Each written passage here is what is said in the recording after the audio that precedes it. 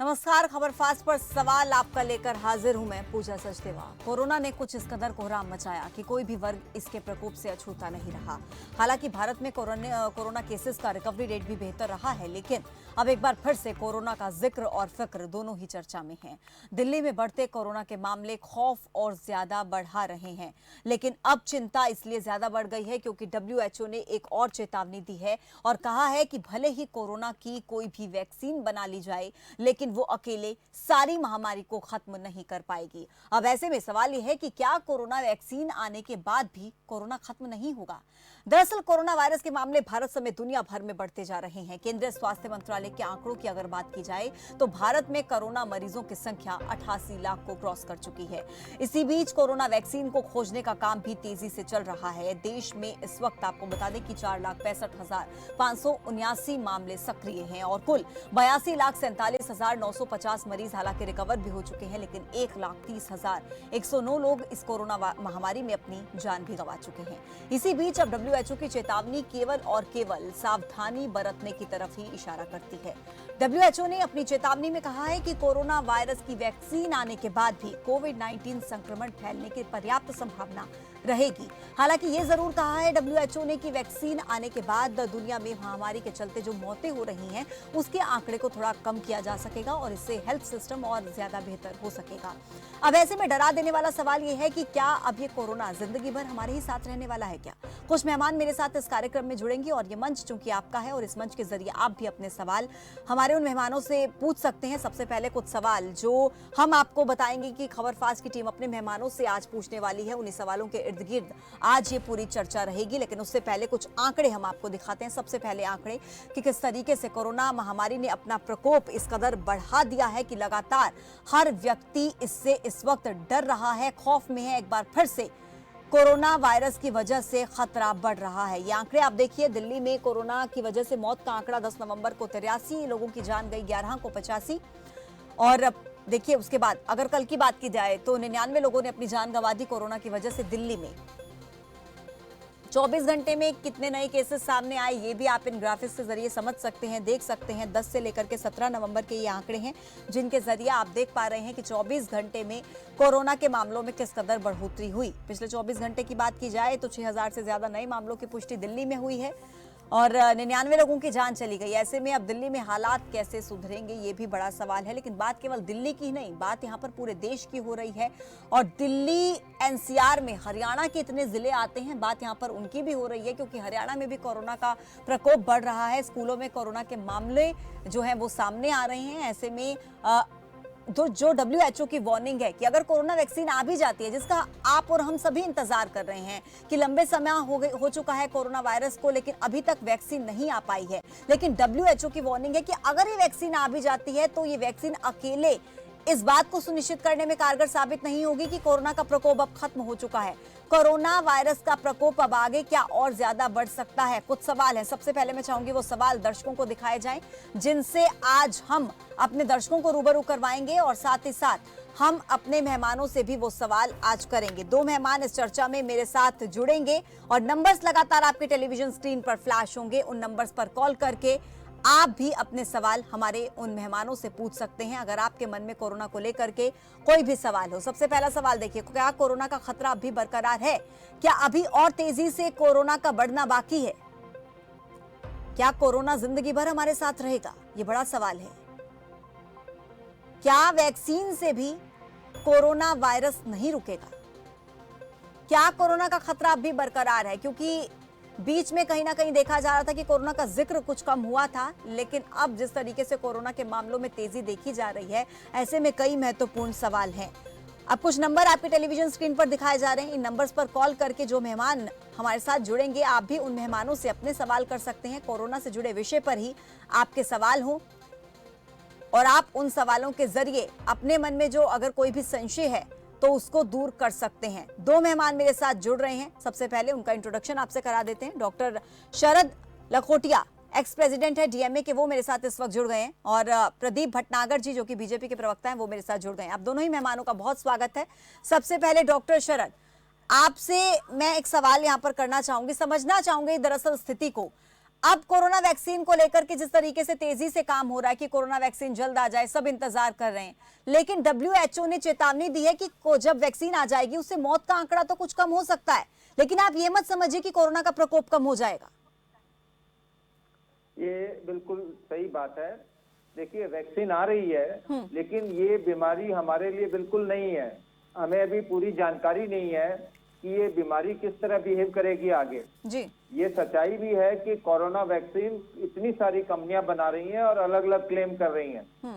Pfizer की और Moderna की 2 मेडिसिन अभी एकदम रेस में सबसे आगे हैं और जिनकी सक्सेस रेट 95% से ऊपर है, जबकि डब्ल्यूएचओ और बाकी मेडिकल बॉडीज बोलती है कि अगर 75% भी अगर ये कोरोना को रोक सकती है तो हम कहेंगे ये बहुत सफल है। लेकिन ये समय बताएगा कि ये कोरोना वैक्सीन कितना कोरोना को प्रिवेंट करती है, क्योंकि ये जो वायरस है ये म्यूटेशन भी हो सकता है, वेरिएशंस भी आ सकते हैं। और जैसे हम देखते हैं अभी इस समय सर्दी के समय में हम एक्सपेक्ट करते हैं कि ये और ज्यादा हार्मफुल न हो जी। तो इस तरह का जो वेरिएशन है, ये स्टडी एक लंबे समय की मुद्दा है। इस पे हम तुरंत ये नहीं कह सकते हैं कि ये वैक्सीन आई और ये इलाज हो गया आपका। तो हमें बड़े समझदारी से और क्लोज वॉच करना है। लेकिन वी आर ऑप्टिमिस्टिक कि वैक्सीन आते ही पूरे देश विदेश की सारी व्यवस्था, स्वास्थ्य व्यवस्था में एक बहुत बड़ा बदलाव आएगा और बेहतर की तरफ होगा। अच्छा डॉक्टर शरद, मैं इस चीज को भी समझना चाहती हूँ क्योंकि अब सर्दियां शुरू हो चुकी हैं, तो सर्दियों में भी इस तरीके के सिम्टम्स देखने को मिलते हैं, खांसी जुकाम जैसे। तो ऐसे में इम्यून जो सिस्टम होता है हमारा कहीं ना कहीं थोड़ा सा वीक हो जाता है। तो आपको क्या लगता है कि कोरोना के केसेस ऐसे में ज्यादा बढ़ सकते हैं क्या आगे? बिल्कुल आपने सही बताया। देखिए, एक तो सर्दी है जब वायरस ज्यादा स्टे करता है, लाइफ की ज्यादा होती है जी। और वो ज्यादा समय तक आपको अफेक्ट कर सकता है। दूसरा है पोल्यूशन चल रहा है इस समय में। पोल्यूटेड एरिया में जब आप रहते हैं तो आपका रेस्पिरेटरी सिस्टम वैसे ही कॉम्प्रोमाइज होता है, बिल्कुल। तो वायरस ज्यादा नुकसानदेह होता है। तीसरा है फेस्टिविटीज चल रही है, मैरिज सीजन सामने आ रहा है जी। ये समय ऐसा है जब लोग काफी इकट्ठे होंगे। दिवाली में आपने टेलीविजन में आप लोगों ने दिखाया है कि कैसे बाजारों में लोग घूम रहे हैं, चिंता ही नहीं, फिक्र ही नहीं, मास्क ही नहीं पहने हुए हैं। तो ये सब चीजों में लापरवाही होना ये बहुत ज्यादा इसको बढ़ा सकता है। तो हमें ये सर्दी का मौसम अपने आप में एक समस्या है और पोल्यूशन उसके ऊपर है। बिल्कुल। इसीलिए हमें अपनी सावधानी को बहुत बढ़िया समझदारी से आगे बढ़ाना है। 2 गज की दूरी, मास्क है जरूरी और हाथ धोएं बार बार, ये स्लोगन बार बार याद रखना है। ये समस्या खत्म नहीं हुई है, इसे हमें रोज एक प्रार्थना की तरह दोहराना है और लोगों को भी बताते रहना है। बिल्कुल बिल्कुल। लौट रही हूँ डॉक्टर शरद आपके पास। प्रदीप जी, क्या आप मेरे साथ जुड़े हुए हैं, मेरी आवाज सुन पा रहे हैं? जी बिल्कुल बिल्कुल सुन पा रहा हूं मैं। प्रदीप जी, आपने डॉक्टर शरद की बात को भी सुना होगा कि कोरोना का खतरा और ज्यादा बढ़ सकता है, सर्दियां भी हैं और प्रदूषण भी बढ़ रहा है। हमने त्योहारों के सीजन में देखा लोगों की भीड़ थी, 2 गज की दूरी सबसे जरूरी, ये जो नारा एक चला था उसका कहीं असर दिखने को मिला नहीं त्योहारी सीजन में। अब आगे वेडिंग सीजन भी आ रहा है। कैसे जो इतनी बड़ी चूक हुई है, लोगों की लापरवाही भी सामने आई, कहीं ना कहीं सरकार की तरफ से भी जागरूकता की कमी देखी गई है। अब कैसे आप इस कमी को पूरा करेंगे सर? कोरोना के प्रकोप से कैसे बचाएंगे लोगों को? देखिए मैं पहले चीज तो ये बता दूं आपको, जैसे आपने कहा ना कि सरकार की तरफ से कमी रही है। जिस दिन से लॉकडाउन हुआ, जब से कोरोना हमारे हिंदुस्तान के अंदर आया, उस दिन से ही सरकार ने अलर्ट चालू कर दिया था। उस अलर्ट को देखते ही फिर पूरा लॉकडाउन हिंदुस्तान में कर दिया गया। देखिए किस तरीके से एक हिंदुस्तान को लॉकडाउन माननीय प्रधानमंत्री जी ने करा, सबने देखा। नहीं सर, मैं अभी त्योहारों की बात कर रही हूँ। जी मैं वही आ रहा हूँ, वही आपकी बात कर रहा हूँ। देखिए उस चीज की जागरूकता के लिए लॉकडाउन हुआ, लोग परेशान हुए, रोजगार से हर चीज से इतनी बड़ी सीख मिली, मगर समाज और जनता ने सीख नहीं ली उस लॉकडाउन से, जिसका भुगतना और नतीजा अब हमारे सामने दोबारा आ रहा है। देखिए हाँ, लापरवाही नागरिकों की है, सरकार अपनी तरफ से कोई कमी छोड़ रही, चाहे वो राज्य सरकार हो, चाहे वो राष्ट्रीय सरकार हो, कोई अपनी तरफ से कमी नहीं छोड़ रही है। सर मुझे मगर हमें भी जागरूक एक होना चीज मैं पड़ेगा। जानना चाहती हूँ। आप कह रहे हैं कि सरकार की तरफ से कोई कमी नहीं है, लोगों की लापरवाही है जिसका खामियाजा भुगतना पड़ रहा है।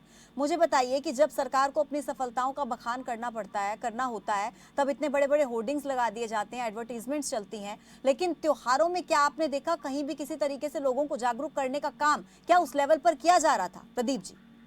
पूजा जी, मैं समझता हूँ हिंदुस्तान के अंदर आज के टाइम में कम से कम मेरा अगर आंकड़ा लगाऊं तो 70% लोगों पे मोबाइल है। और हिंदुस्तान के एक सम्मानित और एक जागरूक नागरिक जिनका नाम अमिताभ बच्चन है, मोबाइल उठाते सबसे पहले संदेश देते हैं। ये तो आपको मानना पड़ेगा ना, इससे बड़ी जागरूकता नहीं हो सकती। सर आपने ही एक बात कही है और उसी में ही एक और सवाल बनता है। आप कह रहे हैं कि 70% लोगों के पास मोबाइल फोन्स है, लेकिन हिंदुस्तान का लिटरेसी रेट क्या है ये भी आप बखूबी जानते हैं कि लोग अगर इतने जागरूक होते तो जरूरत ही ना पड़ती ना जागरूकता अभियान चलाने की, जो सरकार की तरफ से शुरुआत में इतने जागरूकता अभियान चलाए गए। कहीं ना कहीं मुझे लगता है चूक तो थोड़ी बहुत हुई है। प्रदीप जी, मैं लौट रही हूँ आपके पास, लेकिन कुछ दर्शक हमारे साथ जुड़ेंगे, उनके भी सवाल जानने बहुत जरूरी है, वो डायरेक्टली आपसे सवाल करेंगे। नीरज जगाधरी से जुड़ गए हैं मेरे साथ। नीरज जी, बहुत स्वागत है। सबसे पहले मैडम जी मैं आपको और दोनों सर को नमस्कार करता हूँ। जी नमस्कार। जी भैया नमस्कार।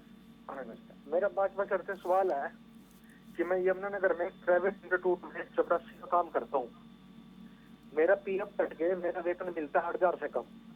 हर साल टीचरों का वेतन बढ़ता है, 20,000 से टीचर 40,000 रुपए टीचर आ जाते हैं, हर साल उनका वेतन बढ़ता है। लेकिन हम चपरासी माली के बारे में ना तो मैनेजमेंट कुछ सोचती है, क्योंकि हम गरीब आदमी है, इसलिए ना सरकार ने अब तक हमारे 15,000 रुपए वहाँ घोषित किए प्राइवेट इंस्टीट्यूट में। मैं 4 बार शिक्षा मंत्री कंवरपाल सर के पास गए हूँ, रिटर्न में 2 बार लिख के दिया, अब तक मेरी समस्या का समाधान नहीं हुआ। अगर मैं डीसी सर के पास जाता हूँ और मैं अपनी समस्या लेके जाता हूँ, रिटर्न में लिख कर देता हूँ, अगर कॉलेज वाले मुझे निकाल लेंगे तो ये सरकार मेरे साथ खड़ी होगी, मीडिया मेरा साथ देगी। मैं 6 महीने से अपनी बात उठा रहा, अब तक समाधान नहीं हुआ। प्रदीप जी, नीरज जी इस मंच के जरिए हर रोज इस सवाल को उठा रहे हैं। प्रदीप जी, मैंने पिछली बार इनका क्वेश्चन लिख लिया था और जो हरियाणा के माननीय गृह मंत्री जी हैं बीज जी, मैंने उनको ये चीजें भेज दी।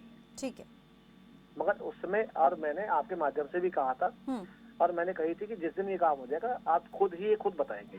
प्रदीप जी, मेरी भी आपसे रिक्वेस्ट है कि आप एक बार फिर से इस मामले पर संज्ञान लीजिए, क्योंकि अगर किसी की कोई समस्या है वो खबर फास्ट के माध्यम से अगर आप तक पहुंचा रहा है। की बात है कि मेरे पास इस समय कागज नहीं है, मैंने एक एक चीज लिखता हूँ, जो भी आते हैं शिकायत, जो भी चीजें आती हैं उसका समाधान के लिए मैं एक एक चीज नोट करता हूँ बैठ। ठीक है नीरज जी, बहुत शुक्रिया आपका जुड़ने के लिए। करीम जी जुड़ गए हैं एमपी से। करीम जी, बहुत स्वागत है आपका। करीम जी, मेरी आवाज सुन पा रहे हैं आप?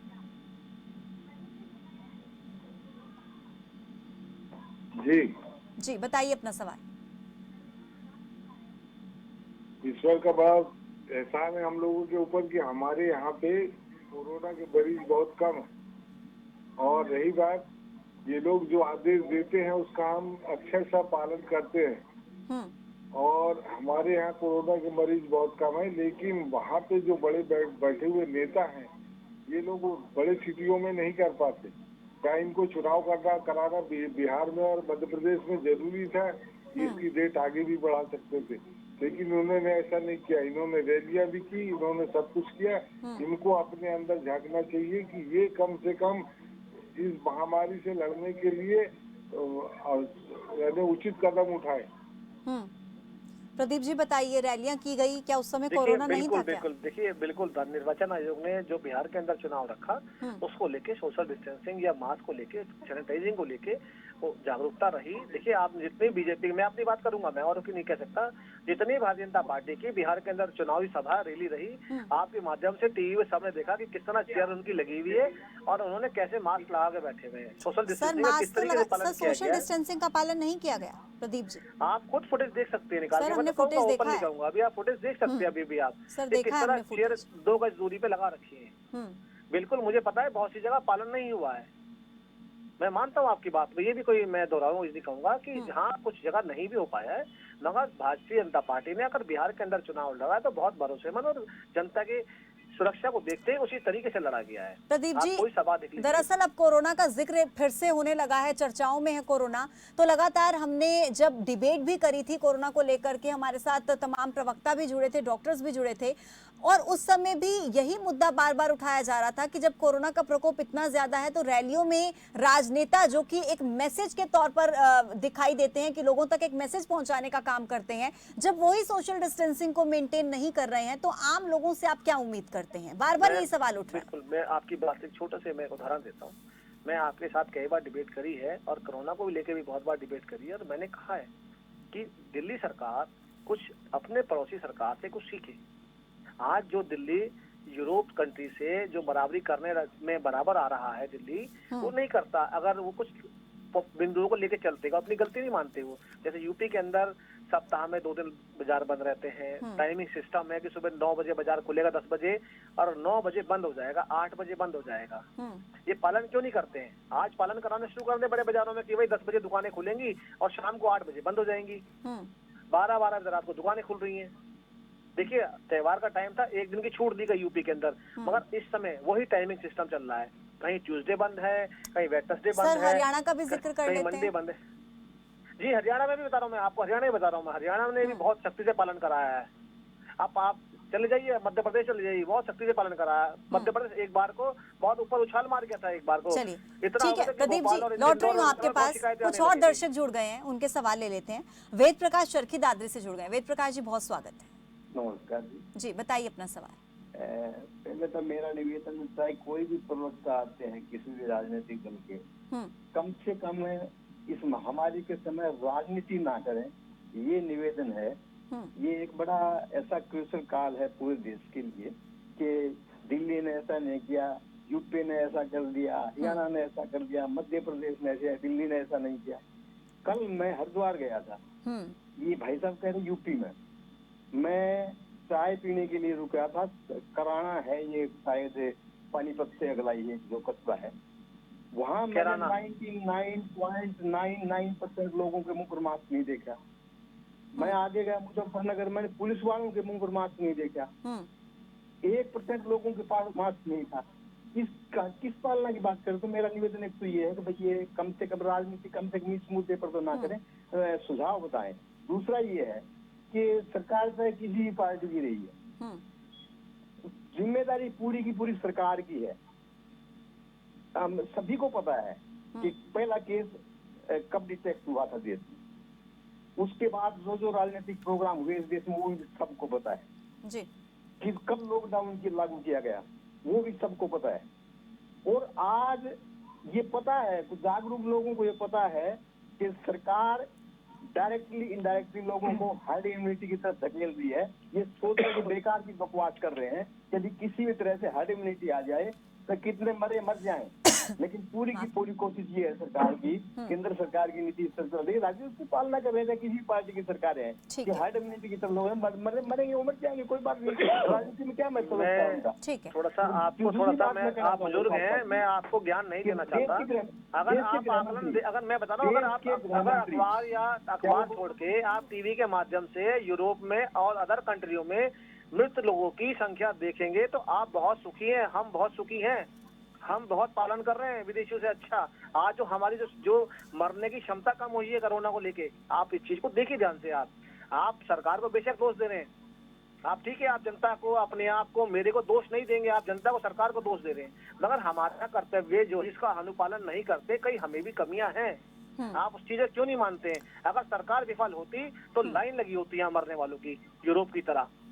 लाखों की संख्या 22 से 25 करोड़ तक पहुंच गई है। आप बताइए ना हिंदुस्तान में कितना क्या हुआ है अगर लॉकडाउन मोदी जी नहीं लगाते, स्टेट सरकार अपना नहीं चलाती। ठीक है डॉक्टर शरद, एक कमेंट आपसे चाहूंगी इस पर। डॉक्टर शरद, बताएं। मुझे ये बताइए कि लगातार बार बार सरकार कहती है कि हमारी तरफ से हमारी सफलताएं रही हैं और इसीलिए ही भारत में कोरोना की स्थिति बेहतर है, रिकवरी रेट बेहतर है। एक मिनट प्रदीप जी, लौट रही हूँ आपके पास। प्रदीप जी, लौट रही हूँ आपके पास। कर्तव्य हमारा सबको समझाने का है। प्रदीप जी, एक मिनट, लौट रही हूँ आपके पास। डॉक्टर शरद, लेकिन मुझे ये बताइए कि क्या आपको ऐसा लगता है कि भारत देश के लोगों का इम्यून सिस्टम काफी ज्यादा अच्छा है और ये बहुत महत्वपूर्ण रोल अदा करता है कि भारत में आज रिकवरी रेट बेहतर है? आप बिल्कुल सही बता रहे हैं, भारतीयों का इम्यून सिस्टम अच्छा है। इसी बारे में जो भी प्रश्न हो रहा था उसके संदर्भ में मैं आपको बताना चाहूंगा कि अमेरिका में शिकागो सिटी के बाद दिल्ली नंबर 2 सिटी है इन द वर्ल्ड जहां इतना जबरदस्त कोरोना फैला हुआ है। तो ये सोचने की बात है हमारे लिए कि जबकि इलेक्शन हो रहे हैं बिहार और यूपी एमपी में, लेकिन सबसे ज्यादा सफर कर रहा है दिल्ली। और मैं इसको राजनीति से नहीं करूंगा, क्योंकि मैं ये कहता हूं कि हमारे प्रधानमंत्री नरेंद्र मोदी जी ने जब कोरोना स्टार्ट हुआ तो एक बहुत ही बड़ा अच्छा कदम लिया। ये इतना प्रशंसनीय कदम है कि हम प्रोफेशनल लोगों को भी इतना ऐसा एहसास नहीं था कि इतनी महामारी फैल जाएगी। मैडम जी, और उस समय में आपने जो हमारे प्राइम मिनिस्टर ने ये जो लॉकडाउन वगैरह शुरू करके एक स्टार्ट अच्छा किया और इतने लोगों को एजुकेट भी किया जिन्होंने पाला, पूरा नियम को पाला। लेकिन हमारी इतनी बड़ी संख्या है, हमने देखा कि कई तरह के रिलीजियस फंक्शंस में इससे वो जो फैला वहाँ, उसके बाद इसकी लिमिट इतनी हाई हो गई कि कंट्रोल करना मुश्किल हो गया। बिल्कुल डॉक्टर शरद, और हमारे हिंदुस्तान की जनसंख्या को देखते हुए इस बात को कोई नहीं नकार सकता कि यहाँ पर रिकवरी रेट अच्छा है, लेकिन कहीं ना कहीं इसमें लोगों के इम्यून सिस्टम का भी रोल है। डॉक्टर शरद, मैं लौट रही हूँ आपके पास, लौट रही हूँ। कुछ दर्शक और जुड़े हुए हैं। प्रदीप जी, आ रही हूँ आपके पास। कुलदीप जी यमुनानगर से जुड़ गए हैं। कुलदीप जी, बहुत स्वागत है। मेरी आवाज सुन पा रहे हैं कुलदीप जी आप? लगता है संपर्क टूट गया उनसे। अशोक जी रोहतक से जुड़ रहे हैं। अशोक जी, अशोक जी मेरी आवाज पहुंच पा रही है आप तक? चलिए प्रदीप जी बताइए क्या कह रहे थे आप? बहुत देखिए, अभी मेरे साथ जो बैठे हैं बोल रहे थे अभी, कितने डॉक्टर शहीद हो गए, कितने हमारे सिपाही शहीद हो गए, कितने अधिकारी शहीद हो गए, IAS IPS तक शहीद हो गए सेवा के लिए। ये नहीं दिखता? जो आके उंगलियां उठाते हैं कि हमारा भी कर्तव्य हिंदुस्तान में, हम भी इस देश के फौजी हैं, इस देश के नागरिक हैं, हमें भी जागरूकता करनी चाहिए। हमें भी पड़ोसी को, अपने भाइयों को, अपनी माँ को, बहन को समझाना चाहिए मास्क लगाना है। ठीक है, शिकायतें हैं, सरकार अपने आप से कमी नहीं छोड़ रही है। मैं तो कहूँगा कहीं की भी सरकार हो, अभी बताया दिल्ली को लेके, वो भी आपने सुना कि किससे आकलन करा, किस देश से आकलन करा गया है। अगर हमारे अरविंद जी केजरीवाल अगर मुस्लिम कैडर को खुश करने में जो दिल्ली का हाल करा है। प्रदीप जी, मेरी रिक्वेस्ट है आपसे, हिंदू मुस्लिम करके हम यहाँ इसको किसी तरीके का वो नहीं करना चाहते, लेकिन प्रदीप जी एक बात समझिए। प्रदीप जी, दिल्ली में क्या स्थिति है, दिल्ली में क्या स्थिति है, उसको कौन सुधारेगा? क्या सिर्फ दिल्ली सरकार ही उसके लिए जिम्मेदार है? क्या राजधानी देश का हिस्सा नहीं है? क्या केंद्र सरकार नहीं, दिल्ली कुछ नहीं करेगी दिल्ली के चलान कराने के लिए तैयार है, मगर ये कहने को तैयार नहीं है। बड़े गर्व के साथ बता रहे थे इनके क्या नाम जो चिकित्सा मंत्री हैं कि हमने जी 25 करोड़, कितने करोड़ के, 55 करोड़ के चालान करे हमने। अरे भाई, आपने चालान तो करे, उनको मास्क क्यों नहीं दिया है?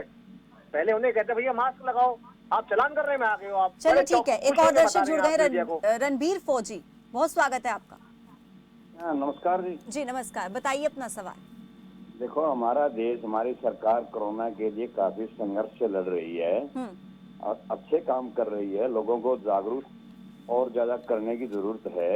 लेकिन मैं अपने बीजेपी के प्रवक्ता से पूछना चाहता हूं कि सरकार इनकी है, ये बोलते हैं हमेशा एक देश का एक झंडा एक कानून, तो जब कर्मचारियों की पेंशन तो इन्होंने बंद कर दी और ये 4 बार MLA बन गए तो 4 पेंशन, 5 बार बन गए तो 5 पेंशन, 5 दिन के लिए बन गए तो भी पेंशन।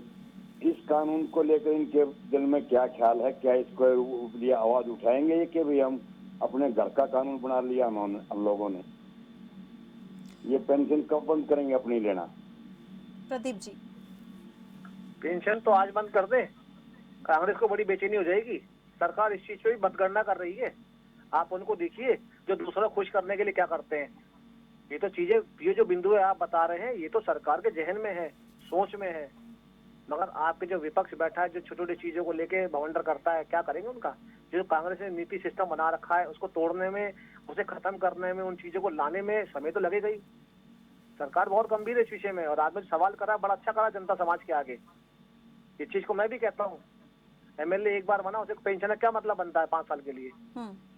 मगर सरकार को चीजें प्रावधान करने में, चेंज करने में समय लगेगा, और जनता भी इस चीज को जागरूक है, इस चीज को। प्रदीप जी, समय की थोड़ी सी कमी है मेरे पास, आप दोनों ही मेहमानों का बहुत शुक्रिया। डॉक्टर शरद, आपका भी बहुत शुक्रिया हमारे साथ जुड़ने के लिए। तो देखिए, सवाल आपका इस मंच के जरिए हम लगातार अपील भी कर रहे हैं आपसे और सवाल भी कर रहे हैं हम सरकार से कि क्या आगे कोरोना की स्थिति को काबू करने के लिए आप करेंगे, क्योंकि कोरोना से हालात एक बार फिर से बदतर होते जा रहे हैं, स्थितियां बहुत ज्यादा परेशान कर देने वाली होती जा रही हैं। ऐसे में अपील आपसे यही है कि आप अपना और अपने परिवारजनों का खूब ख्याल रखें।